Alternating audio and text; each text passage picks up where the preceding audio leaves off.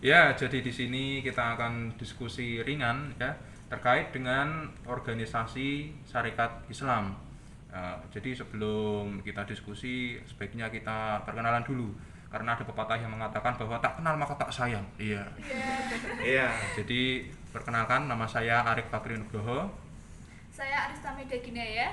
Saya Muhammad Renjaya Tomo. Saya Tivitri Dini Grahini. Ya, jadi di sini kami akan membahas mengenai organisasi Syarikat Islam. Nah, apa sih sebenarnya Syarikat Islam itu? Nah, ada yang tahu nggak? Aku tahu. Iya. Jadi awalnya itu Syarikat Islam itu dari Syarikat Dagang Islam atau biasa disebut SDI. Nah, SDI ini adalah perhimpunan para pedagang pribumi untuk menghadapi persaingan terhadap para pedagang mana, siapa yang tahu? Dagang non pribumi. Yes, tepatnya pedagang Tionghoa. Ya. Nah, SDI ini didirikan pada tanggal 16 Oktober 1905 oleh Haji Samanhudi. Nah, beberapa saat kemudian Mas Cokro Aminoto bergabung dengan SDI dan mengubah namanya menjadi SI. Pada saat itu, Mas Cokro Aminoto menjadi pemimpin baru setelah Haji Samanhudi. Bentar. Kenapa SDI diubah jadi SI? Nah, alasannya karena Cokro Aminoto ingin memperluas jangkauan tidak hanya aspek ekonomi saja, tetapi juga aspek sosial, politik, dan bidang lainnya. Kemudian, pusat dari Syarikat Islam ini juga dipindah dari Surakarta menjadi Surabaya. Begitu. Begitu. Nah, oke. Jadi sekarang gini ya. Kalau kita bicara mengenai organisasi, itu pasti ada yang namanya tokoh utama. Iya, Benar nggak? betul. Seperti PKI ada Aidit, PNI ada Soekarno ya. Begitu juga dengan Syarikat Islam. Ada tokoh utama namanya adalah Haji Umar Said Cokro Aminoto. Nah, ada yang menarik di sini. Haji Umar Said Cokro Aminoto itu merupakan guru dari 3 tokoh besar bangsa Indonesia yang memiliki ideologi yang berbeda. Siapa saja sih tokohnya? Nah, tokohnya yang pertama ada Soekarno dengan ideologi nasionalismenya. Kemudian yang kedua ada Kartosuwiryo dengan agama. Kemudian yang ketiga ada Musso dengan komunisnya. Nah, sekarang gini, bagaimana bisa Cokro Aminoto ini menjadi guru dari 3 tokoh besar ini? Jadi begini ya, Cokro Aminoto itu lahir dari kalangan bangsawan memang. Jadi ayahnya itu merupakan seorang pejabat pemerintahan dan kakeknya itu adalah seorang bupati dari kota Ponorogo, Jawa Timur. Nah, karena berasal dari keluarga golongan atas, maka Cokro Aminoto ini memiliki kesempatan untuk bersekolah di sekolah Belanda. Nah, sekolahnya ini namanya adalah Osvia ya, di Magelang. Ya, jadi Osvia ini kalau sekarang seperti sekolah kedinasan. Jadi setelah lulus dari situ akan menjadi pegawai negeri Hindia Belanda. Ya, begitu juga dengan Cokro Aminoto ini, lulus dari situ langsung menjadi pegawai administrasi di Ngawi, Jawa Timur. Nah, pada saat menjadi pegawai negeri, Cokro Aminoto ini banyak sekali mengetahui, banyak sekali menyaksikan perlakuan diskriminasi, perlakuan sewenang-wenangan dari penduduk Belanda kepada rakyat Indonesia. Di situ Kartosuwiryo merasakan saya bekerja di pihak yang tidak benar, gitu ya. Oleh karena itu Cokro Aminoto kemudian keluar, kemudian pindah ke Surabaya. Di Surabaya, Cokro Aminoto ini sekolah lagi di sekolah teknik. Lulus dari sekolah teknik, kemudian dia bekerja di sebuah pabrik gula sebagai teknisi di sana. Nah, ada yang menarik. Di Surabaya itu kegiatan perdagangan sudah maju pesat. Ya.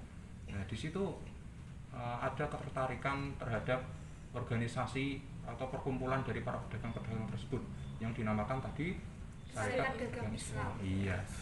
Di situ akhirnya Cokro Aminoto tertarik, kemudian masuklah ke situ. Nah, karena Cokro Aminoto ini orangnya memang supel, ya, mudah bergaul, kemudian memiliki jiwa nasionalisme yang tinggi, maka ditunjuklah Cokro Aminoto itu menjadi ketua seperti yang disampaikan oleh Arista tadi. Nah, kemudian di sela-sela menjadi teknisi ini, Cokro Aminoto ini ternyata juga sebagai seorang jurnalis. Jadi dia cukup banyak pengetahuan, cukup banyak ilmu terkait dengan apa yang terjadi di negaranya. Nah, kebetulan juga Cokroaminoto ini membuka Indekos di Surabaya, di mana yang tinggal di situ adalah tokoh-tokoh besar bangsa Indonesia. Ada Soekarno, Musso, Kartosuwiryo, Agus Salim, Sumarno dan lain-lain. Mereka semua berguru kepada Cokroaminoto. Nah, setelah cukup lama berguru, kemudian mereka memiliki ideologi yang berbeda-beda tadi, gitu. Nah, okay. Jadi itu ya. Terus organisasi Sarekat Islam itu ternyata berkembang. Ya, ada yang bisa ceritakan? Nah, bagaimana? organisasi Sarekat Islam saat kepemimpinan Cokroaminoto dari anggotanya yang 400.000 orang berkembang pesat menjadi 2 juta orang. Nah, pada tahun 1914 di saat itu juga Hans Snellier membuat organisasi yang bernama ISDV. Organisasi ini beraliran komunis. Nah, mereka ini ingin menyebarkan paham komunisme di Indonesia. Namun, terkendala dengan adanya pemerintah kolonial Hindia Belanda, sehingga paham ini sulit untuk masuk di Indonesia. Kemudian, mereka mencari cara bagaimana untuk menyebarkan paham komunisme ini dengan mendekati tokoh-tokoh SI, yaitu Semaun. Ya, semua tanya. Sebenarnya apa alasan dari ISDV mempengaruhi tokoh dari SI itu? Nah, faktor utamanya yaitu SI ini di pemerintah pusatnya itu mereka itu lemah, sehingga kekuatannya itu di cabang-cabang. Nah, di cabang-cabang ini mereka memiliki kekuatan masing-masing dan paham masing-masing lah. Nah, mereka itu ISDV ini mempengaruhi SI di Semarang yang diketuai oleh Semaun. Akhirnya SI di Semarang ini berkembang menjadi memiliki paham komunisme. Nah, pada saat itu juga Abdul Muiz dan Kiai Haji Agus Salim mereka itu menentang adanya paham komunisme di Sarekat Islam. Terus apa yang dilakuin sama Abdul Muiz dan Agus Salim? Nah, mereka ini mendorong Sarekat Islam untuk mengeluarkan aturan larangan rangkap jabatan.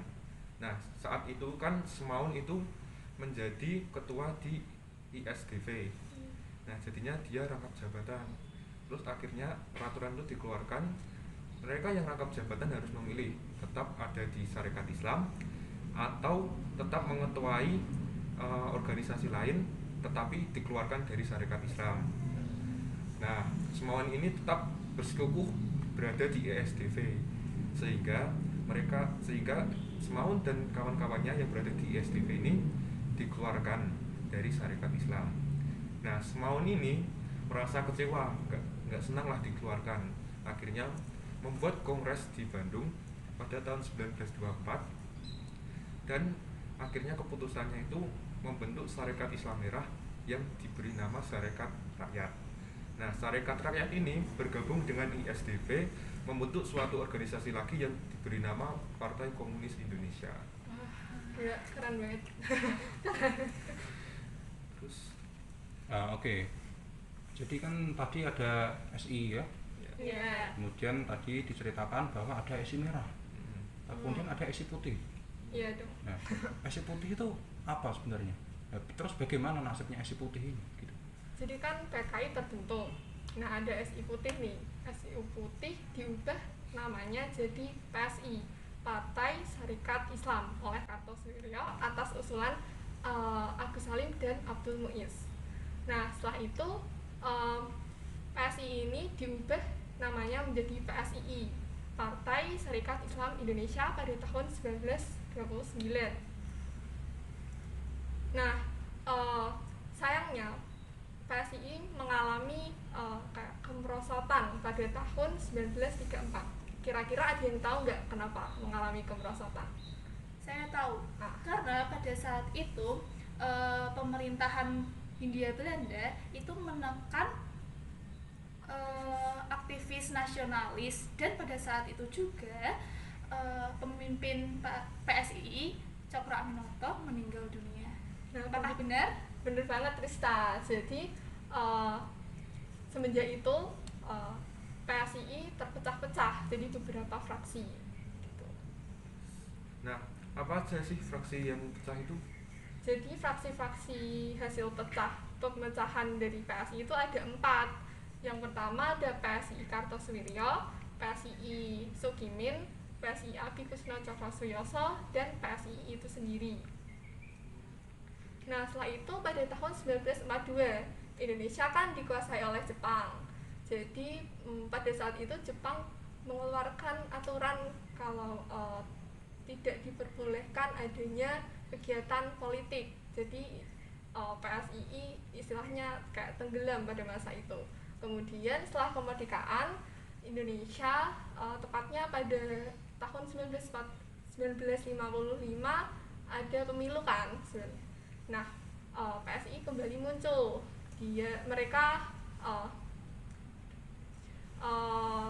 berpartisipasi dalam pemilu itu dan berhasil mendapatkan urutan kelima dengan 8 kursi. Selanjutnya pada pemilu 1971 PSII kembali berpartisipasi, berhasil mendapat urutan kelima kembali dan mendapat 10 kursi. Pada tahun 1973, jadi 2 tahun setelah pemilu itu, PSII bergabung bersama 3 partai keagamaan lainnya menjadi partai ada yang tahu nggak? Aku tahu P3. Apa? Partai Persatuan Pembangunan. Nah, betul banget. Nah, jadi ada PPP itu kan.